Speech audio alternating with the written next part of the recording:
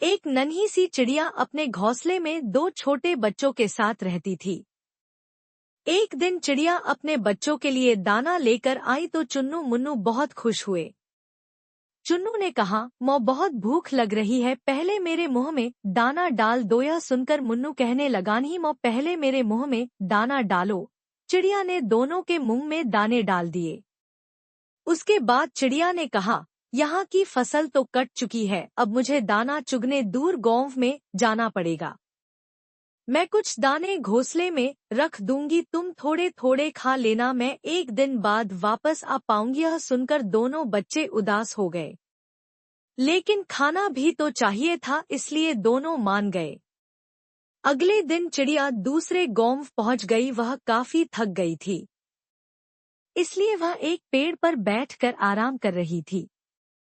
तभी एक शिकारी ने उसे पकड़ लिया और पिंजरे में बंद करके अपने घर ले गया।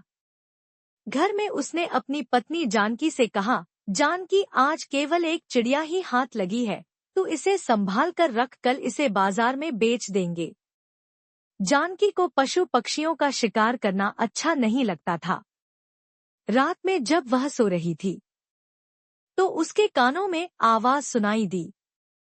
वह चिड़िया नारायण नारायण नाम का जाप कर रही थी। जानकी पिंजरे के पास गई, उसने चिड़िया से पूछा तो चिड़िया ने कहा, मेरे दो छोटे बच्चे हैं जो दूर जंगल में हैं, मैं तो दाना लेने निकली थी। अगर मैं कल तक नहीं पहुंची तो वे दोनों भूख से मर जाएंगे, इसलिए मैं भगवान विष्णु को याद कर रही हूँ।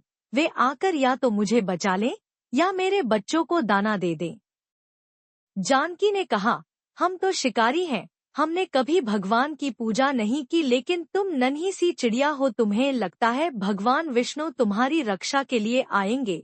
तब चिड़िया ने कहा, भगवान विष्णु जगत के पालनहार हैं, वे अवश्य आएंगे।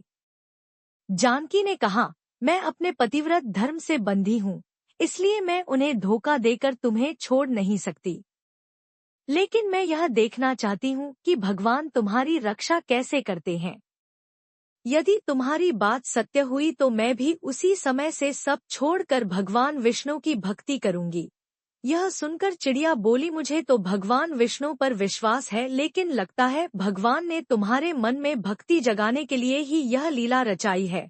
सुबह जानकी ने यह सारी बातें अपने पति को बताईं, तब उसने कहा, यह सब बेकार की बातें हैं, आज मैं इसे बेच दूंगा और वे इसे खा जाएंगे। तब जानकी ने कहा, आप इसे छोड़ दीजिए, मेरे मन में इसके लिए दया भर गई है, इसके बच्चे रो रहे होंगे। लेकिन शिकारी नहीं माना। तब हार कर जानकी ने कहा, ठीक है, मैं भी आपके साथ चलूंगी, आज देखती हूँ इस चिड़िया का विश्वास जीतता है या नहीं। शिकारी ने चिड़िया एक कसाई को बेच दी। शिकारी उसे काटने की तैयारी करने लगा, तब चिड़िया खुशी से झूमने लगी। उसे झूमता देखकर जानकी ने पूछा, अरे तुम मरने वाली हो और खुश हो रही हो। तब उस नन्ही चिड़िया ने कहा, मैं इसलिए खुश हूँ कि यदि मैं मरने वाली हूँ तो भगवान विष्णु ने मेरे बच्चों की रक्षा कर ली होगी। जैसे ही कसाई उसे मारने लगा तभी वहाँ एक औरत आई और उसने कसाई से कहा, भैया मुझे यह चिड़िया दे दो, जितने पैसे चाहिए ले लो।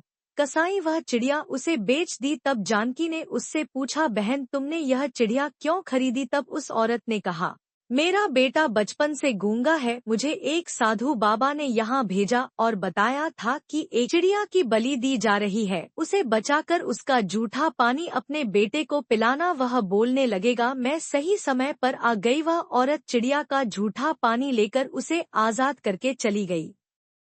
तब चिड़िया ने कहा, देखा, भगवान विष्णु ने मुझे और मेरे बच्चों को मरने से बचा लिया। यह सुनकर जानकी और शिकारी की आंखों से पानी बहने लगा। उसकी बात सुनकर शिकारी और उसकी पत्नी जानकी के साथ उस कसाई ने भी अपना काम छोड़ दिया और दिनरात भगवान विष्णु की भक्ति में लग गए। भगवान की कृपा इस संसार के सभी जीवों पर बनी रहे, यही हमारी प्रार्थना है।